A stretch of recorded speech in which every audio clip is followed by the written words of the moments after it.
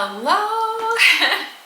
Hello, you beautiful and amazing beings. Today we're going to take a little look at some ancient astrology and discuss 3 traditional interpretations of the North Node, which really differ from the modern way of seeing the nodes.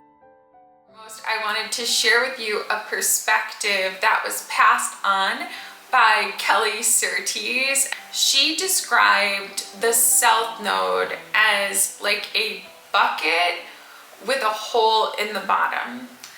And I really felt that that was true. So where we find the South Node in the chart, it's like we keep putting energy into that area, keep putting energy into that area, keep putting energy into that area, but like no amount of energy that we put into that area ever fills the bucket or satisfies us or fills us up. I wish this wasn't true, but it resonates as truth. And it often, I think, because the South Node is our comfort zone and it's an area where we may have achieved a great deal of success early in this life, or a great deal of success, if you believe in past lives, which I do, in prior lifetimes. It's something that we want to like lean on, we want to rely on. Like, we understand the benefits of that place. Like, we get, oh yeah, like that could be really super good. Like, I want more of that. We understand how it can really work out for us. So we try to invest our energy into that area to achieve results similar to, or maybe even better than, the results that we might have achieved in recent prior lives or earlier in this life. But despite tons of energy and efforts, we just can never shore up that area of our life. Like, it is like a bucket with a hole. Like, we just keep filling, and it gets really close to the top. In order to keep it full, we have to just keep pouring energy in, and it becomes like a fruitless endeavor. So I think Kelly Surtees was right, and I see this reflected in the lives of my clients almost across the board. One of the things I wish to do is help to liberate people from fruitless endeavors. And I try to help them like gently release the South Node, like a little bit, not completely, like to harness the parts that are stabilizing their life, but letting go of the fruitless pursuits part. But what I often see is like people obsessing over their South Node area, but they're just not able to get the results. So I know like a few people where it really stands out, where their South Node is in the 2nd house, which is the house of money. And they may have had good luck with getting a great income like earlier in this life, or having like a great job, and they just try to get that feeling again, to have that windfall again, to have that success in business again. Or like they chase after, even though they're financially okay now, it's like they're wanting more, and it's none of it's working. And they get really frustrated, and they'll like obsess over, here's the ways to expand income or earn money or improve material welfare. And even though they might be right, and even though they're doing the right things, like for 2nd house, their bucket has a hole in it. That's kind of Kelly Surtees' teaching. And I think it is right. I definitely do. I also recently tuned into a seminar from Merlin Kenny, okay? But he describes himself as Merlin. He described how the ancient astrologers believed that the North Node was a point of danger. Danger, okay, for the North Node. And it was a point of increasing karma. And I also find that this can be true, and here's why. So when it comes to our North Node, so I just talked about the South Node being a bucket with a hole in the bottom. When it comes to the North Node, that's opposite to the South Node. So the South Node's where we're coming from, the North Node is where we're going. Some people are highly enthusiastic about the North Node. I think that we all have like a natural curiosity, about the desires of and the topical areas of the North Node. And if we're feeling safe and secure in life, we tend to like stretch into that area. So why would the ancients teach that the North Node was a dangerous point? I feel that it can be dangerous because it's an area that we've not explored well before. And therefore, we don't have a lot of skills. I think like anytime we're entering a new market, or like a child is learning something new, for example, there's a high likelihood when you're going into a new area that you're going to make mistakes or you're going to stumble along the way. I feel like if I were an ancient astrologer and I saw like a person what had their North Node in the 5th house, which is like dating, sex, romance, pleasure, children. So like that person with the 5th house North Node, they might have an idealistic understanding of like, what does it mean to be a parent? And they're imagining ideal circumstances, but then the reality of like actually being a parent is much more challenging than that. And they get in over their head, and then they end up, and this is the other part of what Matthew teaches, they end up increasing their karma. So suddenly they're not a great parent and they're creating karma with this child now. And then the child and the parent become linked throughout time and space. They need to have future incarnations together, sort things out, that sort of thing. So Matthew teaches that the North Node is a potential point of danger and increasing karma. Karma, the word karma to me means accumulated energy. So it could be positive or negative. If we go in the direction of our North Node, there's going to be an increase in energy in that area, which means it's going to increase karma. There's a higher likelihood for sure, like in the direction of the North Node, of making mistakes due to not having a lot of experience. And that could potentially lead to karmic ramifications because our mistakes can impact other people and impact other souls. Some level of caution is beneficial. It's inevitable that all of us will be exposed to life situations that sort of the only real way through is to lean into our North Node, because we come here to have these North Node experiences. But I think taking a cautious approach and staying humble and recognizing that area of life indicated by our North Node, though it may look simple on the outside, has a lot of complexities and nuances to it that we are not, very likely we are not aware of. And just to maybe consult experts and really learn and really be a student of that area. So the final person's work I wanted to share is Ernst Wilhelm. I recently discovered him. He teaches a lot about the North Nodes from a Vedic perspective. So he says that the South Node, the bucket with the hole in it, is where we're very uptight. Like to the point we're so like holding on so tight, we might break it, that area of life. This is 100% true, like in my observations. Like I've been so blessed now at this point to like work with people in 27 countries, like do thousands of readings. I mean,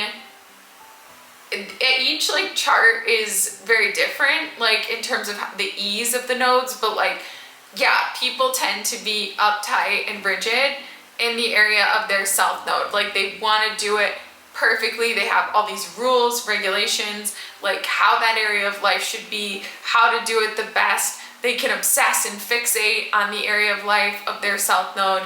There's just an intensity to it usually. And I think it's because they've had great success in that area in prior incarnations or earlier in this life. They know how to do it well, but that formula is not set up to work like in this life, or they're not destined to achieve those sorts of results again in this life, especially later in this life. So he describes the South Node as where we're uptight, and he describes the North Node as where we are false. He uses the word false. I do think that's accurate. it's not in a malicious way, like where we're fabricating something or something is false, but like it's in a way whereby we are only in touch with like this simulacra of our North Node, meaning like the simulated reality of that thing. Like we think we know what the real thing is. Like if you have your North Node in the 7th house, you think you know what marriage is, or you think you know what these relationships are, but actually you're only in touch with them from an observational standpoint. If your North Node is in the 9th house, for example, you may think you know what it means to be a teacher of higher wisdom, or to really know God, or to be engaged in walking the spiritual path, their spiritual journey, but maybe you're really only in touch with like what it looks like from the outside. Like maybe you've met a monk and to you it means sit in silence, you know, for so many hours a day and eat this and wear this thing, and we're like only in touch with the area of life of our North Node in a very rudimentary way, not the depth of the journey. I find this to be true overall, not inherently across the board. I think with time, with life, with experience, we learn to deepen in the area of our North Node, but at first there can be a falseness to it. Ernst Wilhelm, he describes it as being false, like the North Node false until the point that it falls apart. So it's like often we attempt that area of life of our North Node, sometimes achieving great, what looks like great worldly success, but it's not built on the truth. Some people may be like faking it till you make it consciously. They're aware that they're engaged in something false. But I think many people think that they're doing the real thing, or they think they know what they're doing in the area of their North Node, but they get in over their head. And then they realize they're just acting the part.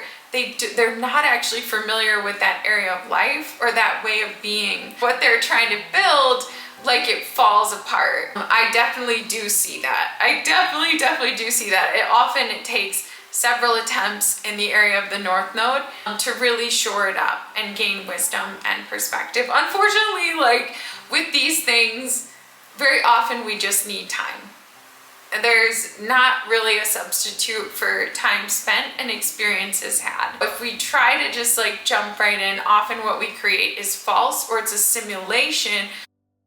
Like taking into account Ernst Wilhelm, like the South Node being where we're rigid and uptight. Kelly Surtees says it's a bucket with a hole in it. We just keep pouring in, but there's no way to fill it up.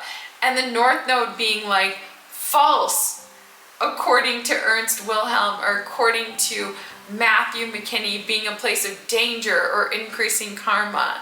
I do think that some level of sacredness and caution around the nodal journey is necessary and needed. To me, I believe in fate and destiny, and I believe we're fated and destined to have some of these nodal experiences. And to a certain extent, we need to just have a sense of humor. But what I take away from all of this is, number one, we need to be aware that we're very often fixated on the South Node. And we need to be aware of the sunk cost fallacy. We can get wrapped up because like we've already invested so much in that area of life that we feel like we need to like keep investing until we get the results that we set out for. However, we need to recognize that those results will probably never come. And we need to accept imperfection in the area of our South Node and learn to incorporate that as part of our life, but not fixate on it as the center point of our life, or we'll end up just pouring energy into an area that will never culminate in great success.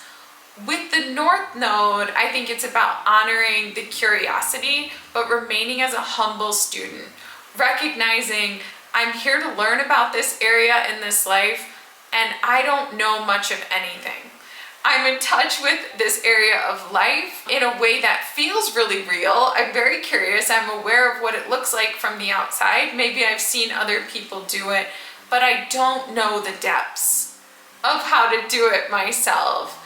And I think to remain in that space of humility as you go on the journey, I think with the North Node, it's good to engage in that area of life, in that topic area, then step back to reflect, refine the approach, and then engage again. In the area of the North Node, we may be engaged in this false simulation of the thing rather than the real thing, and that to have the real experience and to gain true knowledge, wisdom, understanding, success, results in the area of the North Node, we need time and we need experience and we need humility.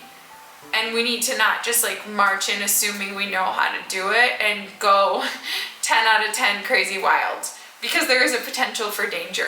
There is a possibility to accumulate a great deal of karma due to taking a lot of actions that might not be especially nuanced or thought out.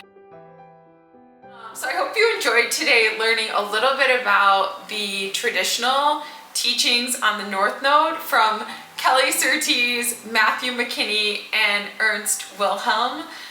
If you would like to hear more about my interpretation of your nodes in a reading or discuss them in a live one-on-one call, I would absolutely love to connect with you, and you will find details about my calls and readings in the description below and in a pinned comment. I would love to meet you. I would love to connect with you. I would love to discuss your path, your purpose, your astrology, your human design, and all the mystical ways of getting at the question of why you are here.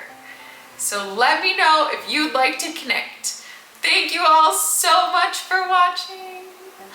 Many, many, many, many, many blessings to you. And namaste. Bye. Have a great day.